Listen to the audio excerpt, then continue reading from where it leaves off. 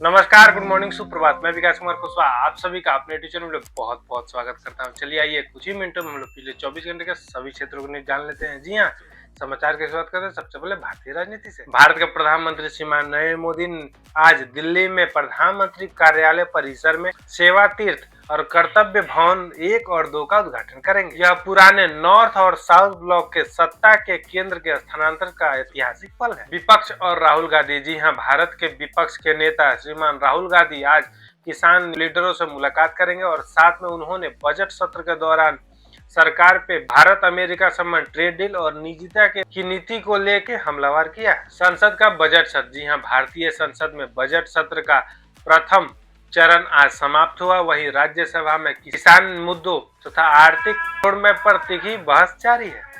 केरल चुनाव 2026। जी हां, कांग्रेस ने शशि थरूर को केरल चुनाव 2026 का सह अध्यक्ष नियुक्त किया है। भारत के प्रधानमंत्री श्रीमान नरेंद्र मोदी तिरुवनंतपुरम के हालिया बीजेपी के जीत का जश्न मना रहे हैं। अब आते हैं सुरक्षा और रक्षा संबंधी समाचार जान लें। राफेल डील को मंजूरी। जी हां, भारत सरकार ने फ्रांस से आयातित राफेल डील के मद्देनजर रखते हुए 114 राफेलों को खरीद के लिए 3.25 लाख करोड़ रुपए की मंजूरी दे दी है और साथ ही भारत फ्रांस से नए P-8I और समुद्री गिरानी विमान खरीदने पर विचार कर रहा है। धमकी भरे ईमेल। जी हां, दिल्ली के कई विद्यालयों को बम से उड़ा देने के लिए धमकी भरे ईमेल आए। हालांकि दिल्ली पुलिस तथा भारत सरकार इस बात की जानकारी कर रहा है। अब आते हैं भारतीय अर्थव्यवस्था और व्यापार संबंधी समाचार जान लेते हैं। जी हाँ, भारतीय बाजारों ने बहुत ही ज्यादा तेज रफ्तार पकड़ी है, जिसके 78,000 और वहीं निफ्टी 23,600 के पार नजर आई। Bharat America trade deal. केंद्रीय वाणिज्य मंत्री पीयूष गोयल के अनुसार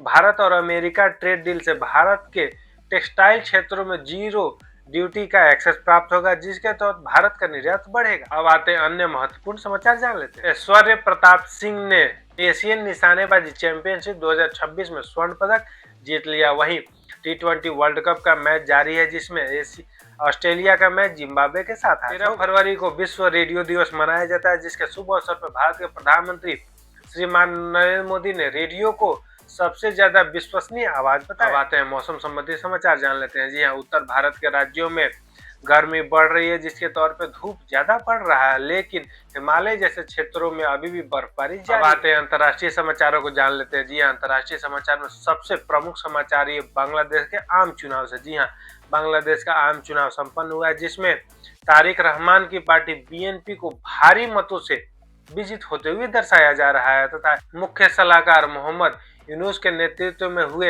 यह इलेक्शन में तारिक रहमान की पार्टी 208 से अधिक सीटें मिलने की खबरें सामने आ रही है। वहीं भारत के प्रधानमंत्री श्रीमान नरेंद्र मोदी ने तारिक रहमान को बधाई संदेश दिया। ट्रंप शी जिनपिंग की मुलाकात। जी हाँ, अमेरिका के राष्ट्रपति डोनाल्ड ट्रंप ने यह घोषणा किया है कि वे अप्रैल महीने में चीन की यात्रा करेंगे और वहां पे शी जिनपिंग से मुलाकात करेंगे और साथ में उन्होंने यह भी बताया कि अभी अमेरिका संबंध बेहतर हो रहे हैं।